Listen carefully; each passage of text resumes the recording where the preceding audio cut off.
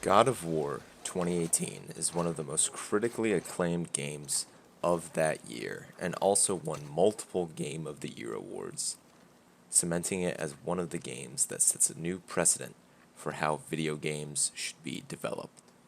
As you may have guessed by the title of this video, I personally felt the complete opposite. I was not a fan of this new formula, as many problems creep up with the changes they've made to the God of War series, mostly for the worse. The story focuses on a Kratos much different from the previous entries in the series, who is more calm and tries to channel his anger instead of letting it consume him. Kratos has a son named Atreus, and the game starts off with them preparing a pyre for Atreus' dead mother. He and his son soon go on a journey to spread his mother's ashes, which was her final wish on the highest mountain in all the realms. Kratos is quite reluctant to bring Atreus along on the journey at the start of the game, due to not being sure if he was ready for the journey.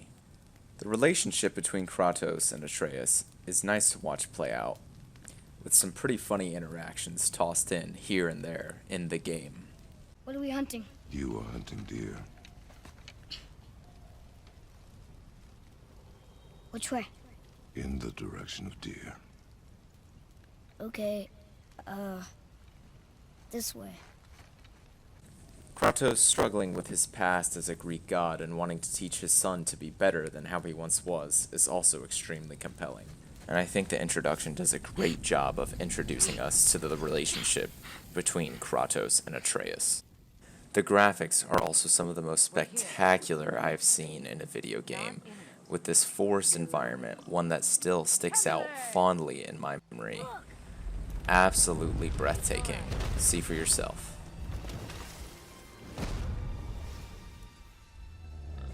But, unfortunately, that's where the compliments end. The journey to the mountain itself can be quite frustrating for a multitude of reasons. The puzzles are pretty boring to say the least, with most health and rage upgrades kept in runic chests, locked by 3 symbols that are hidden and must be hit with your axe before the chest can be unlocked. These chests are recycled throughout the game, with no real changes in how you open them, other than the symbols being hidden in different places. The game might time you to see how fast you can hit some symbols in succession, but this is more tedious than requiring any intelligence to solve.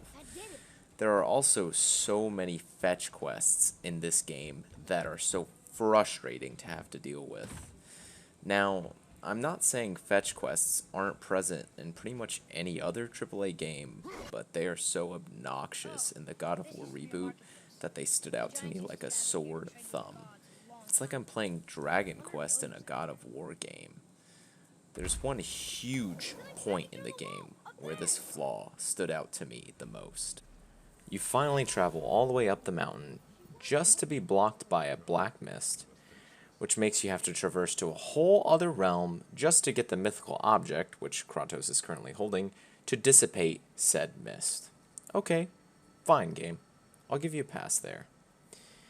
Continue onward to the mountain, in which you realize said mountain is not actually the highest peak in all the realms. I'm laughing because it's funny. You must actually travel to Jotunheim for that, which is the land of the giants. She wanted us to spread her ashes on the highest peak in all the realms. Oh, then you've come to the wrong place, little brother. The highest peak in all the realms is not here in Midgard. It's in Jotunheim, realm of the giants. No! That could not be what she meant. Guys, trust me, I've never felt more empathetic in your travels than this moment right here. But you know what? You know what? Fine. Okay, fine. You do some other stuff. You learn the rune you need to go to Jotunheim. Carve it into the special gateway with a special chisel, all of which needs to be obtained. We made it. Finally, you're about to go to Jotunheim because you earned this. You got those special items and you finally made your way back. And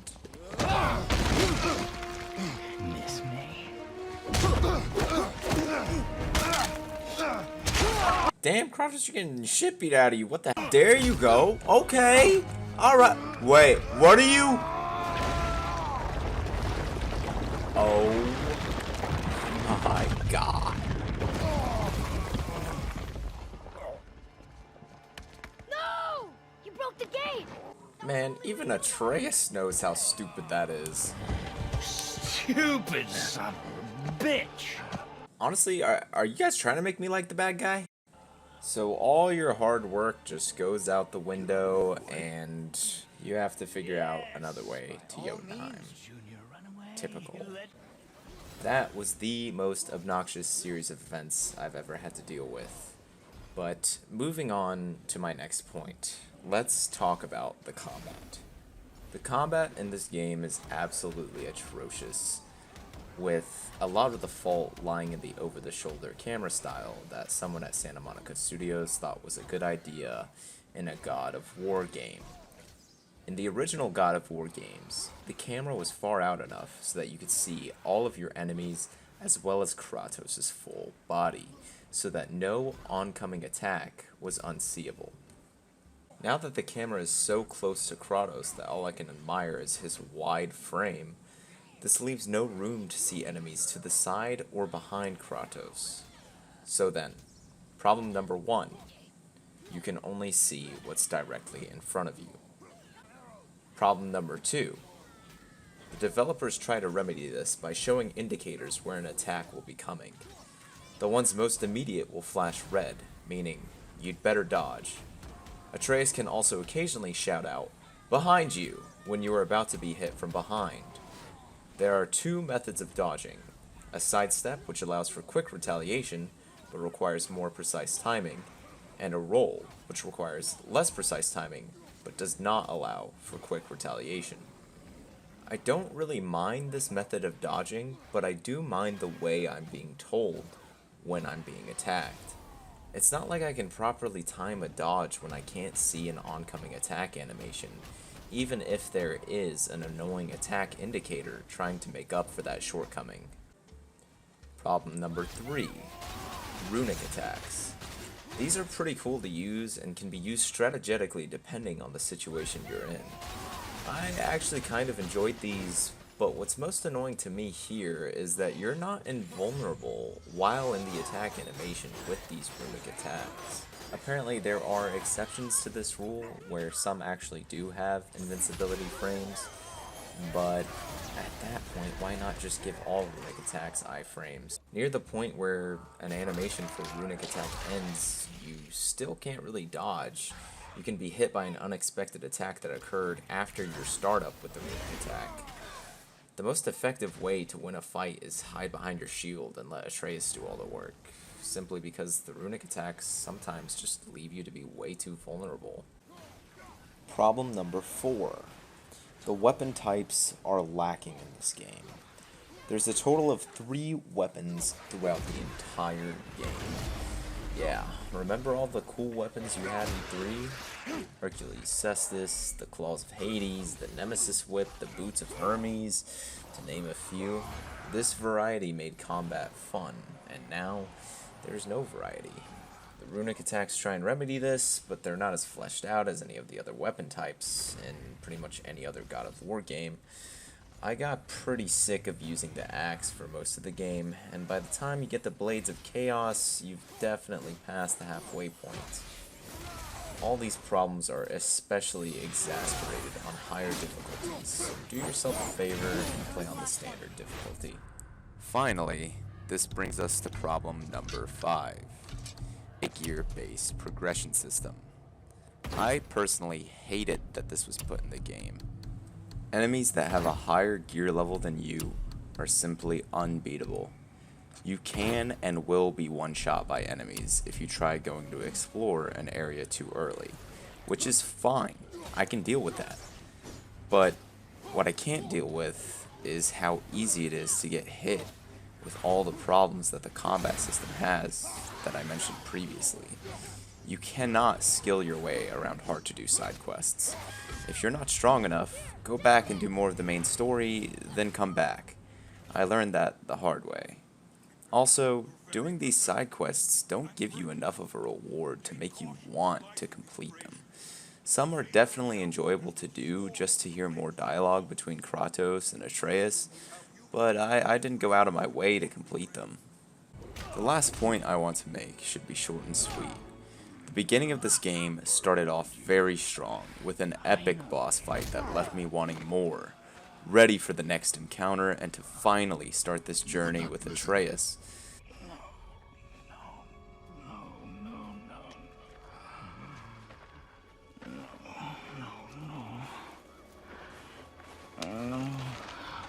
Fine. My turn.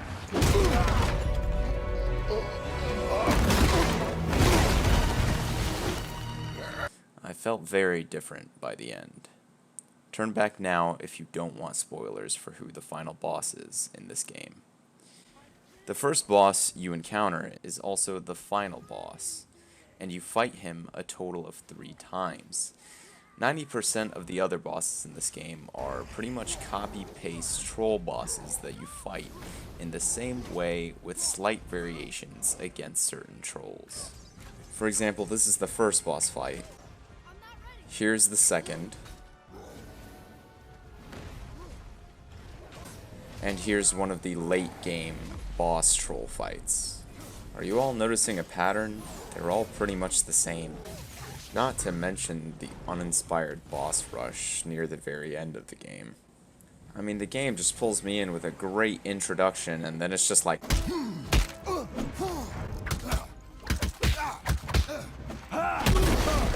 I mean, come on, guys. Like, this is just... It's lazy. Not only that, the game seems to tease Thor being the big bad guy, and I feel as if he's going to be the enemy to finish this game off. I was dead wrong. Baldur is a fun boss to fight, don't get me wrong, but I thought he was just a stepping stone, not the final boss, for crying out loud. You even fight Thor's sons, but not Thor himself. Upon beating the game, it's confirmed that they are saving the Thor fight for the next game, but I couldn't help feeling gutted once the game abruptly ended after defeating Baldur.